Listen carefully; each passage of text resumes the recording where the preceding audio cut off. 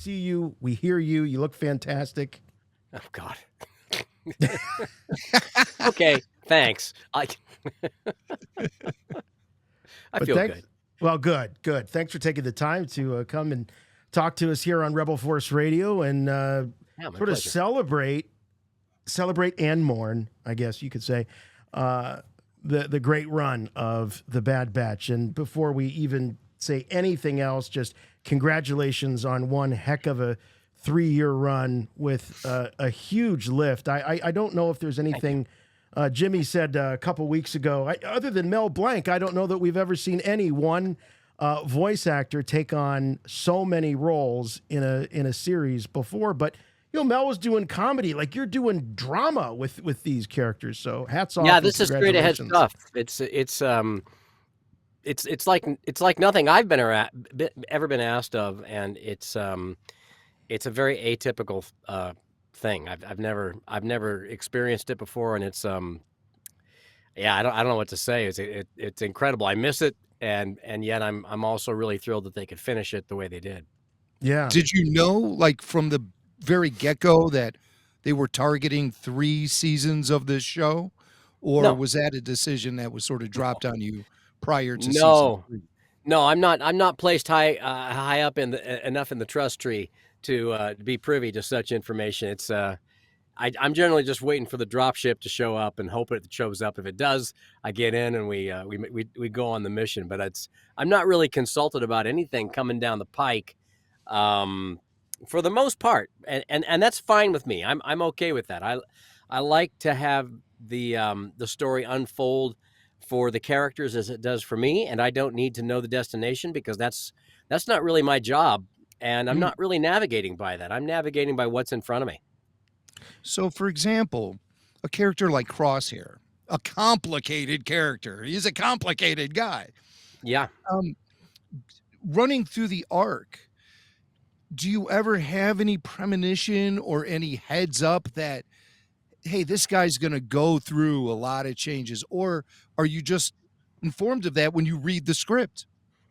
It's really when I read the script, but I mean, it's beautifully written, and anybody who knows and watches these stories, you can see what's building, and you can piece some things together logically that as to how this needs to play out, and how and what's the most exciting way and what's the most fulfilling way for this to play out. Now, is it the most fulfilling for him to just start out kind of sour and then step over on the evil side and just be one of the evil guys, or to give him a redemption arc where he falls and then regains his footing in this really beautiful way? It's like clearly the second choice is the way to go, as I'm told by fans just day in and day out at the conventions. It's is they really love Crosshair. I think he might be the favorite. Maybe even more so than Wrecker, who's just appealing and fun. But they connect into these stories because of the deeper human meaning, that's in play, and that is, I mean, it's a very affecting arc to we play all have through a that little with bit of Crosshair in us, right? I mean, we all deal with that, the devil on one shoulder and the angel on the other. So, a character like, say Hunter, that's just true blue, always seems to say the right thing and do the right thing. Yeah, he's very interesting, but he's almost superheroic. Whereas Crosshair we can relate to because he has the demons that we kind of all deal with. Right. Crosshair makes a deep error. He doesn't read the landscape right, and he doesn't read the players right. He really misses it. Whereas the others are pretty much a fixed point.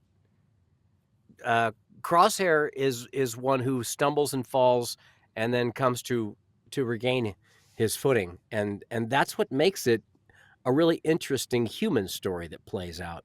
In addition to the Dad Batch story that's playing out with bringing the kid on board.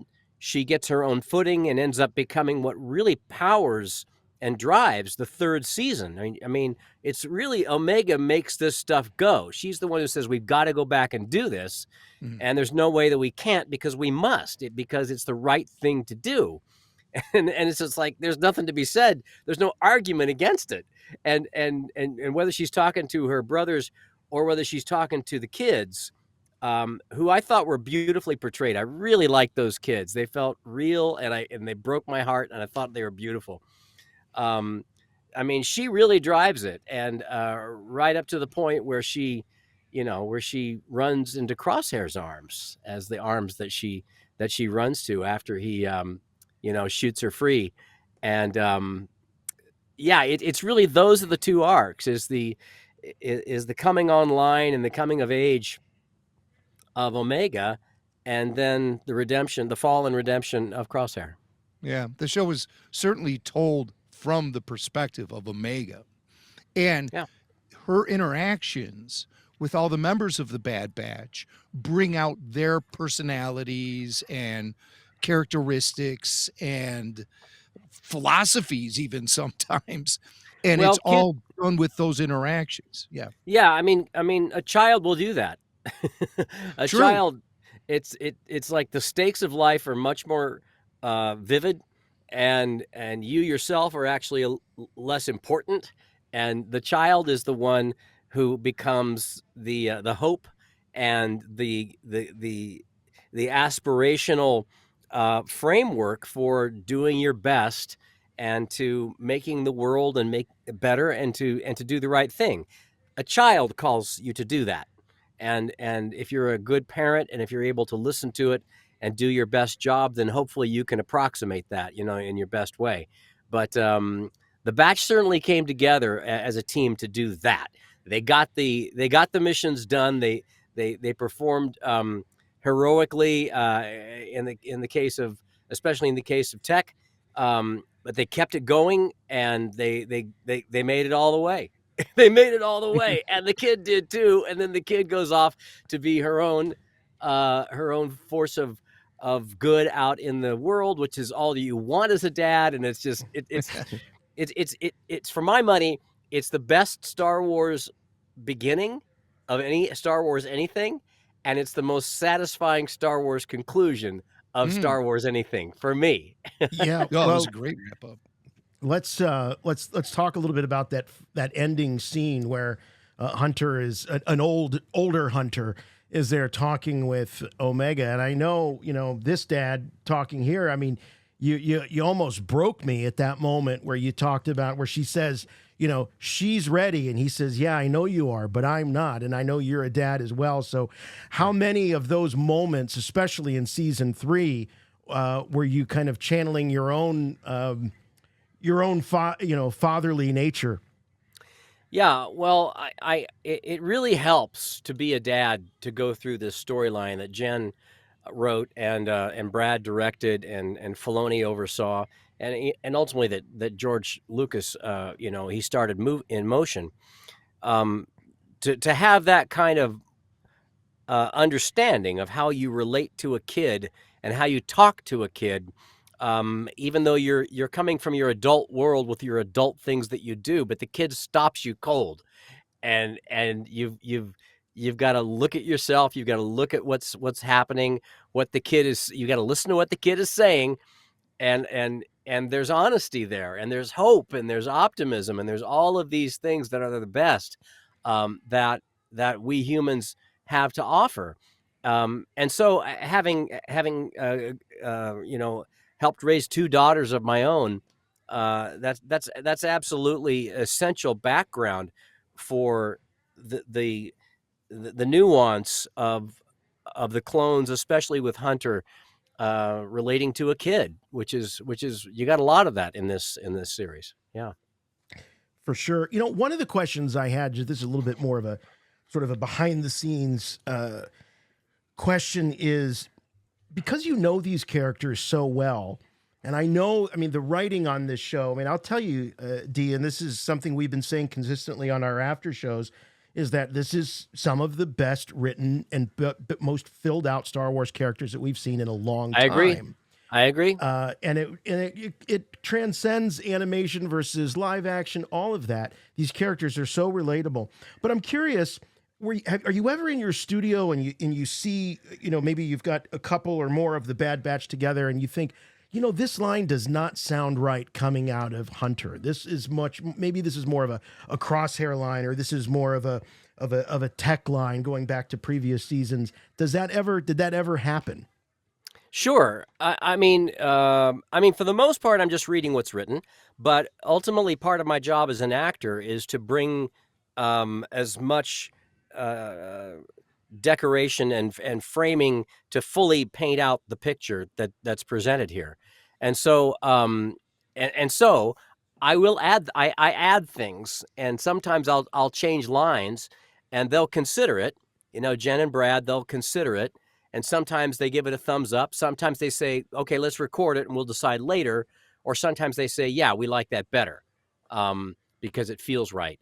So it's absolutely a collaborative back and forth that's going on. But for the most part, I got to say it's Jen and the writing team's writing, which is the foundation and the most important aspect of any show, and especially Bad Batch is good writing. You cannot act your way out of bad writing. You can't. You know, Right. It's you impossible. in addition to supplying all the voices for the actual Clone Force 99, you also provided the quote voice for their pet, Batcher.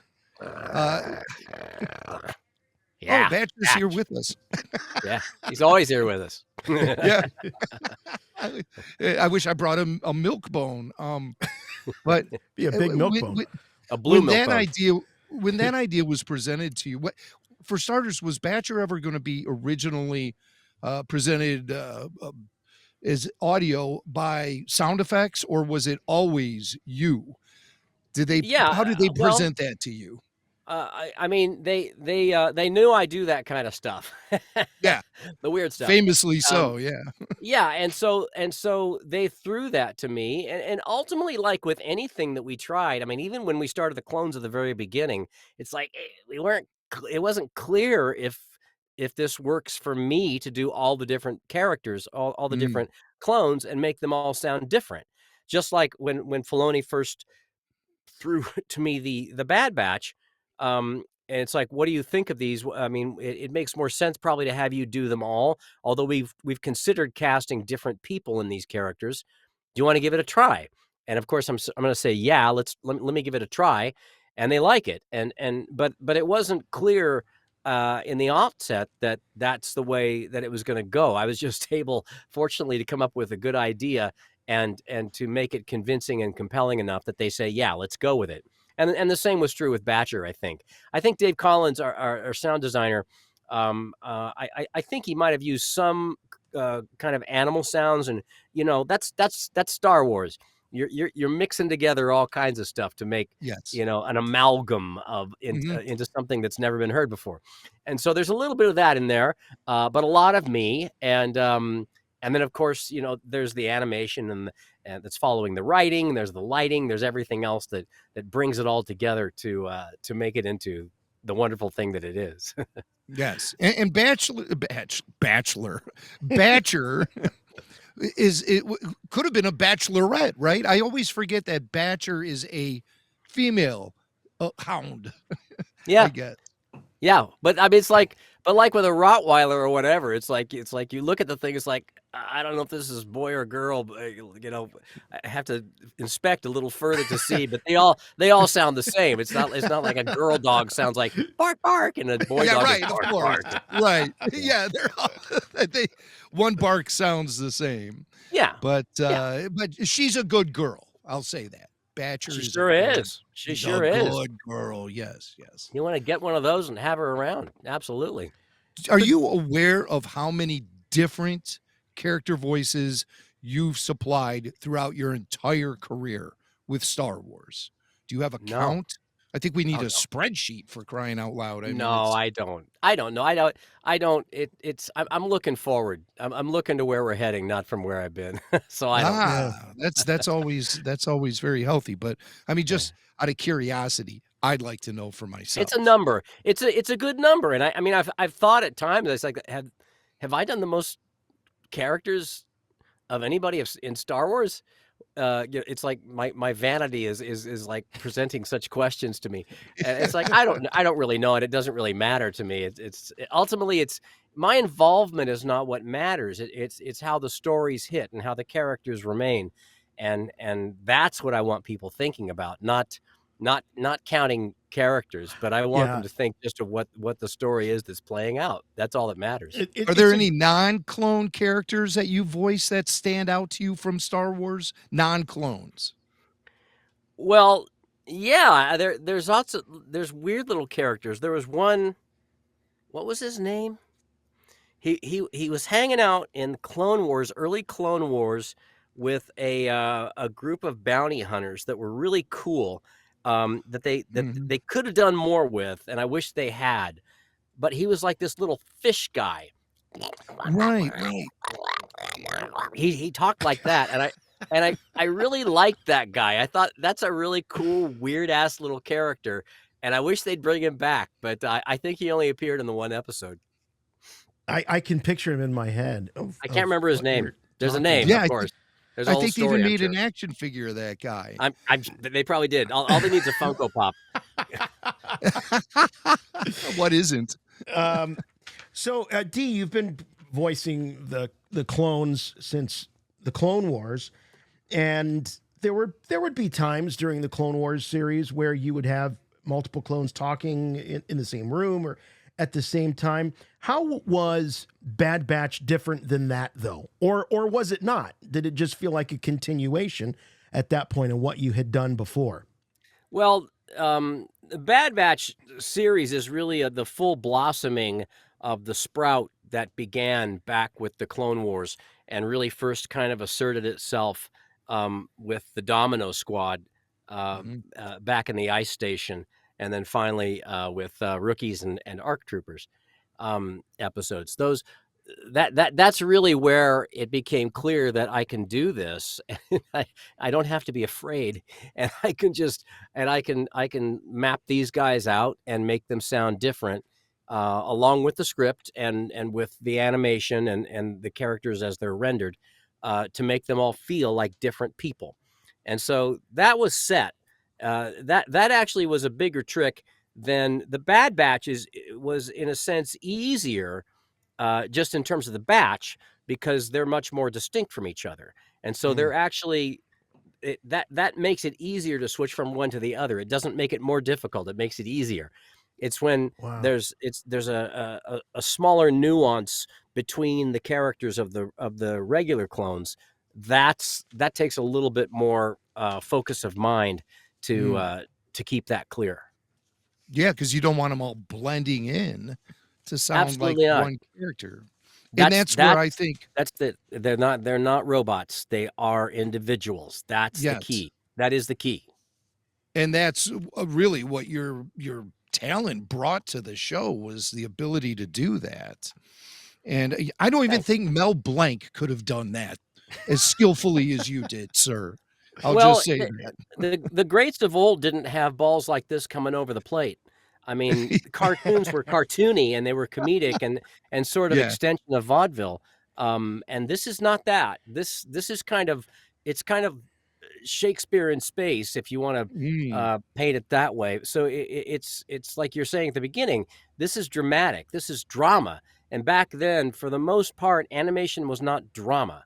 Um, Mm. although Walt Disney would push it that way because he Mhm. saw animation as art. It wasn't entertainment. It was art. And I mean, which you can tell by there's a really great book about the history of animation in America that's called Wild Minds, and it maps that all out. It's a fascinating story, but it's fascinating to me that Walt, one of his first pictures was Fantasia. Yeah. It's like right out of the gate, Yeah. the guy wants to make art, as opposed to Max Fleischer, who wanted to make entertainment, a very, very Mm. different style. But you fast forward to now where you've got everything, all kinds of animation, every form of audacity, of vaudeville and beyond, to stuff for children that's very specific for children, that's even educational, and then you'll get R-rated stuff that's can be bloody, and horror and fantasy. That's kind of Game of Thrones. It's like, don't show the kids this. And then you got stuff like Star Wars. That's as they called it when it first came out, a space opera. Mm. I had never heard that term, and I'm not sure if that term existed before, but Right. it still kind of sticks, where it's the forces of emotion and the forces of story and plot that are playing out are operatic. And Right. that's definitely what you got with Star Wars. But that kind of thing wasn't coming across the plate for the old timers, the greats of old. And wouldn't it be wonderful to see what they could do with that, had they had a chance? Dee, I want to show you a photo here, and for the folks listening to the podcast, this is that great shot of at the very end of not the very end, but towards the end, because there's two ends of the last season of Yep. of Bad Batch, but the shot of the Batchers all sitting there, including Batcher, with Omega sort of with her eyes closed, and Hunter with his head tilted back and his eyes closed, Crosshair and Wrecker at the side. When you look at this shot, what do you think about, and what how pleased are you about how this series wrapped? Because to me, this sort of epitomizes the end of the show. Yeah, I mean, the mission is accomplished, and all that they have striven for, striven for, I don't know. One of the two is right. It's been accomplished, and the rift of Crosshair is healed, and they are together in a peaceful setting as they have never been. And that is an unknown world. That is an unknown experience for them. It's new. And so it's a kind of ultimate satisfaction, which you thankfully, after a fade to black that just kind of lingers there for a little bit, to the point where the first time I watched it, I thought, gosh, I hope people don't turn this off and think that's the end of it, because there's something Yeah. else coming.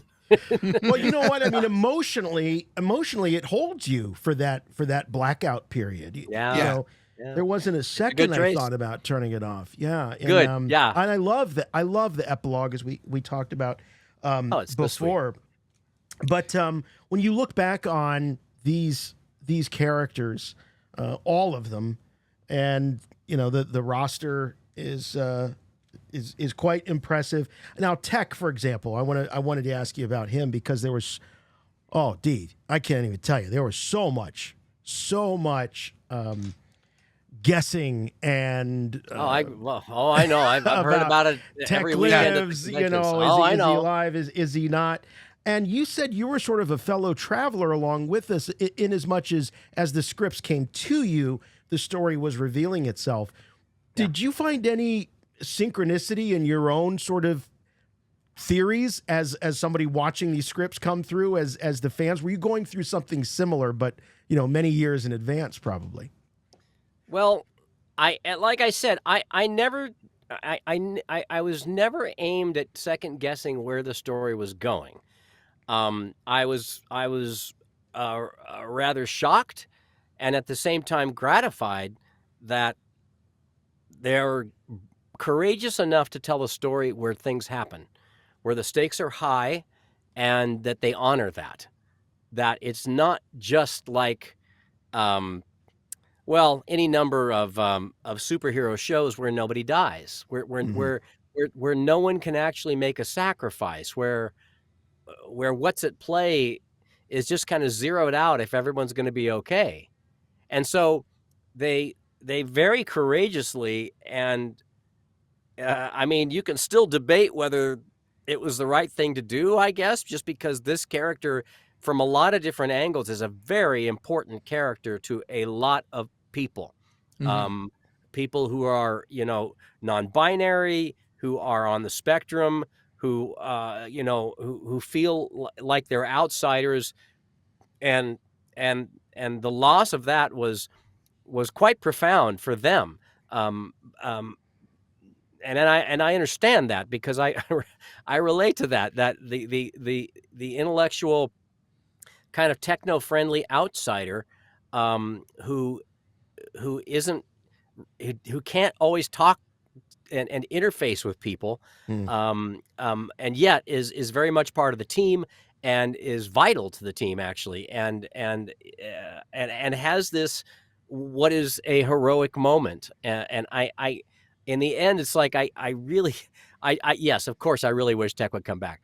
I really wish Tech in some way, and it's not that the writers couldn't go at least backwards or sideways and come up with more stories about the Bad Batch or clones or anything else. Um, but for me at this moment, and I don't write these stories, but for Yeah. me, I don't want to rob Tech of his heroism. Mm. I want that spectacular, heroic, um, whole feat that he pulled off to stand, Yeah. and the punctuation of that is having to sacrifice himself. Um, because there was no other way out. There was no other way through. And he completely accomplished everything he was trying to do. He saved his squad, his family, and he conserved the mission. He kept the mission going forward in spectacular fashion. And there is no clone that wouldn't point to that and say, "That's how I want to go. There you That's go. that is the finish that I want right there. Yes. I want to do that. I'm going to go someday, and if I got to go, I want to go like that." And I That's think what. at the end of the day, everyone was happy that that was a done deal and that he Yeah, didn't mysteriously come back yeah, because of all, even the people who really revere Tech, because the sacrifice needed to mean something. Do you yeah, recall how you felt, the wave of emotion you felt when you first read the script, yeah. Well, it was. revealing Tech's death? Or Yeah, were you I just like, mean, oh well, I got four others, I'm okay? no, it was shocking. I mean, I relate to that one the most. I probably sound the most like him, and I relate to him the most. And I Mm, have great affection and great connection to all of these guys. mhm, Um, I'm painting from this palette that is mine, that is myself, from my own inside, and so I'm very connected to these guys. So that loss was a profound sense of loss for me. Um, it's better. I mean, it's better than the Umbara arc. Now there was loss in the Umbara arc mm. or the Fives arc. It's like that's a loss that I walk around with and I take home after the session. It's like I feel terrible. I feel really sad and stricken and awful, Oh, no. for these amazing arcs, but not Yeah. for Tech. It's like he did it. He did it. He got it done. He's a hero. He's a spectacular hero to never be forgotten. So I'm happy for him for that. You know. Yeah. Never to be forgotten, unlike that fish guy bounty hunter you played in the Clone Wars. What was his name? I don't know. I While we should have. were talking, Aquafina. Oh, Jimmy Mack has looked it up. It's I in the looked character him up, encyclopedia. I flipped through it, What's his and I name? landed on it's Robinino, I believe. That sounds right. There he Robinino. Robinino. is. Yeah. Yep. That's That's it. him. That's it. That's him. Yes. What a And cool little weird ass creature. I love it. yeah, he needs his own spin-off. There's no question Yeah. about it. Yeah, these kind of ragtag bounty hunters. What fun! Yeah, let's go. Well, Yeah, he worked Dee, with Cat Bane. this is such an interesting time, I think, for those of you that were on the front lines of the Clone Wars and in Star Wars animation, where a character is in animated form one day and the next day they're in live action. Mhm. How do you feel about the idea, the prospect that maybe one or more of these Bad Batchers could show up in a live action series? Well, when it comes down to it, the more Star Wars, the better. I don't really. I'm format agnostic. I think they've done a really great job with the on-camera realm as well as the animated realm. Although for my money, I prefer the animated realm in general because I think it introduces a kind of discipline to the storytelling because it's a shorter format, and I think storytelling is made to be more concise and it needs to move more. And that feels like Star Wars to me because the original Star Wars was based, as you know, on the old serials of the Buck Rogers and all of that. And that's storytelling that moves right along, very quick. It's very clear. It's very, kind of operatic. And but in the end, it's like I'm very excited to see the Acolyte. I've enjoyed everything from Boba Fett and the Mandalorian and all of that. It's like I'm the more Star Wars, the merrier. Absolutely. We feel the same way here at RFR, as you know. And we're so thankful and happy that you could join us here tonight. I know your time is tight, so I don't want to keep you too much longer. My pleasure. But we know you're a Star Wars fan. You grew up a fan. You were dressing up as a Jawa when you were a kid, famously. It's true. And so we have a brief set of questions we call the Yoda questionnaire because they were faxed to us by Yoda himself. Oh, wow. He's a regular listener and a supporter of the show. And hi, Yoda. And he faxed us a series of questions that any Star Wars fan can answer because it's all based on personal opinion and preference. So Jason has the Yoda questionnaire. Yep. Jason has a Got it right fax here. machine in his house, and Yoda faxes the questions to Jason. All right. Well, I'm So no we're Sam gonna throw Witwer, him but in. I'll do my best to answer these Hey, correctly. there's no right or wrong answers, but All right. you could say something that will be debated and you might get chastised or Canceled. or canceled. At least I had the No, bad no, batch. Sorry. Okay, so let's get into the Yoda Let's do it. questionnaire. All right, let's do it. Hit me with your Yoda shot. Okay. All right. What? No intro? We need the intro. Oh, I'm sorry. What's wrong? What's wrong with me? The Yoda questionnaire. Oh, I got it's so excited, suave. I forgot. So- Richard Cheese, thank you, ladies and gentlemen. So suave. I Richard love it. Cheese. Okay, Dee Bradley Baker, as Jimmy Mack said, there are no wrong answers, but there are answers that are more right than others. So we're going to start off with number one, which is who or what? In the interest of inclusivity, we got to say who or what is your favorite Star Wars character? The Tauntaun. The Tauntaun at Oh. the beginning of episode 5. That's a first here at Rebel Force Radio in the Yoda questionnaire. Yeah, because that is the moment that I knew I was going to see a movie that was better than the one I just saw a few years ago. Ooh, wow. And I cannot tell you how exciting that was to realize, oh, this is better. This is actually, it's still cool. It's still someplace I've never been. It's still got alien creatures. It's like, and then, and that dovetails into the walkers. It's like, I've never seen anything like this. It's got to be the Tauntaun. Wow. So the Tauntaun is the harbinger of great things that are yet to come. Yeah. Are there is there somewhere in your capabilities the ability to sound like a tauntaun? I gotta, because I always think of like, you're like pulling on the reins, right? That kind of stuff. That's not a sound drop from Jimmy Mac's voluminous archives. That's Dee Bradley Baker live doing his Tauntaun. They've got it covered already with sound design. I mean, they've got their Tauntauns, but I'd love to be a Tauntaun. Let's do. I think I actually said that at a convention recently. Is they say, well, what kind of new Star Wars series would you like to see? And I say I would like to see a documentary about the life of Tauntauns, and do it like a Richard Attenborough type documentary. Richard Attenborough, about Tauntauns. I mean, you could probably do the whole show. You could probably do Attenborough. You could do the Tauntauns. You could do the whole thing. I don't care. They can have somebody else do it. I'll help out. Or I'll do it, but I just want to see Tauntauns. I could All hear right. a Werner Herzog narrating that show.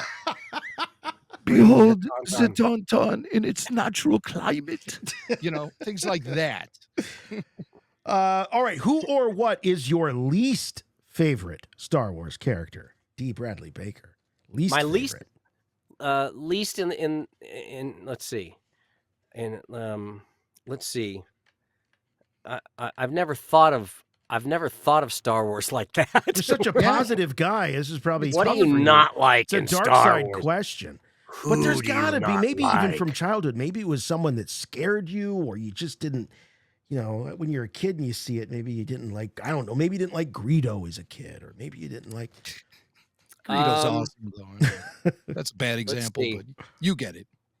I'll just say I'll shovel this off on my dad, because my dad was disappointed with the Sand People.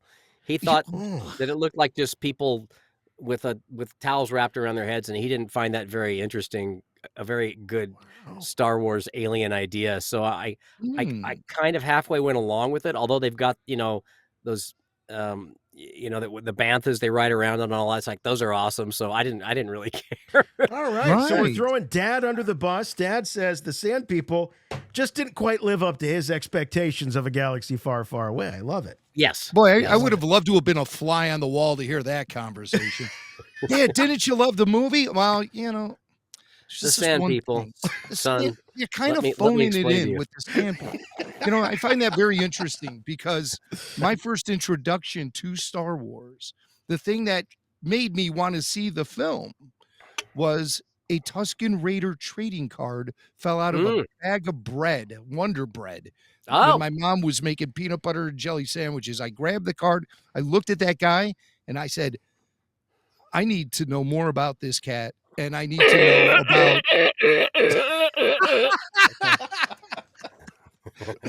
what did you Yeah. say, son? Yeah. I said in Sand People Talk that I want to go see Star Wars right now. But I'm making you a peanut butter sandwich with Wonder Bread. Star Wars now. That's it. Now it's like you were a fly on the wall for that conversation. All right, Dee, what Star Wars moment makes you smile? Every time you see it, it doesn't matter how many times, you always just smile at this particular moment. When Greedo talks. Ah, Greedo. So go to solo, and he starts. It's like that was another really one of my favorite Star Wars moments for me as a kid. Was like, oh, they got subtitles. Oh, this is awesome. Of course, it makes sense because they're speaking. It's an alien with subtitles. Yes, this is. Oh, I just love that. So that makes me smile. All right. Yes. Well, what Star Wars moment makes you sad? I don't want to say cry, but I'm going to say sad. Tugs on the heartstrings. Well, I mean, other than the death of Fives, that's the death of Fives is really the saddest Star Wars moment of all Star Wars moments, as far as I'm concerned. There is no sadder character or moment than Fives, and he knew it, he saw it, and he came that close, but he didn't get there. That's the saddest moment for me. And after that, the Umbara arc of just the Black Hawk Down, clones killing clones, and that's just monstrous. Yeah. Great arc, though. All right, Dee, what It is great. profession other than your own would you want to try out in a galaxy far, far away? There's a lot of job opportunities in Star Wars. Trash compactor operator, X-wing pilot, Cantina bartender.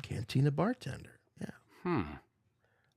Okay, so it can't be Earthbound. It's got to be in a galaxy far, Right. You can't be away. a decorated and renowned voiceover actor.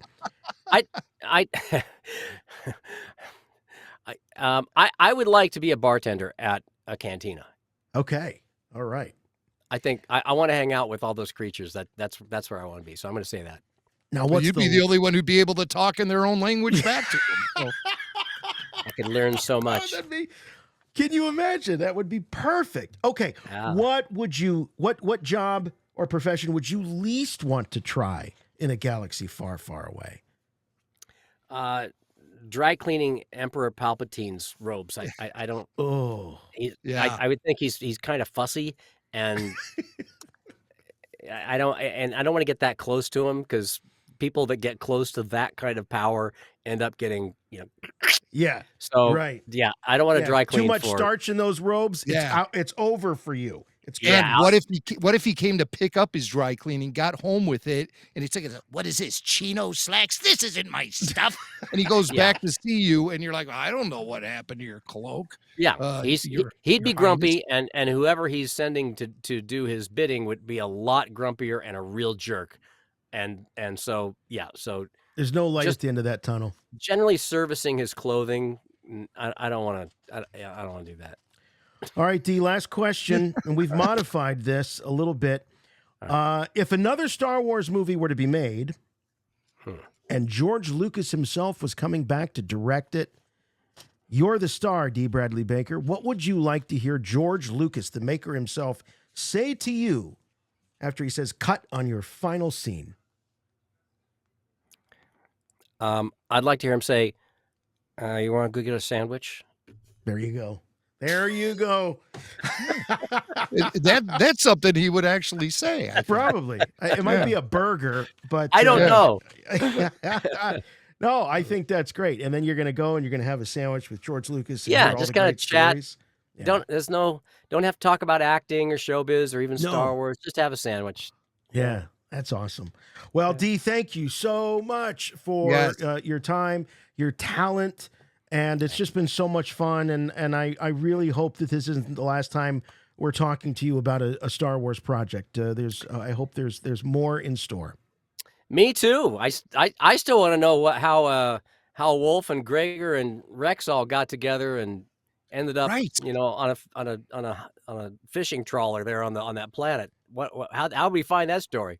That's a Yes. story that needs to be told. And what about Cody? We still don't have closure on Cody either. Oh, everyone's asking about Cody still. Absolutely. Does he? Yeah. What? Well, there's all kinds of great stories to tell. Yes. I can't wait. Long I live can't the wait to see 'em. clones. Awesome. All right. Well, Thanks, thanks Dee. again. Appreciate it. And congratulations on a heck of a run.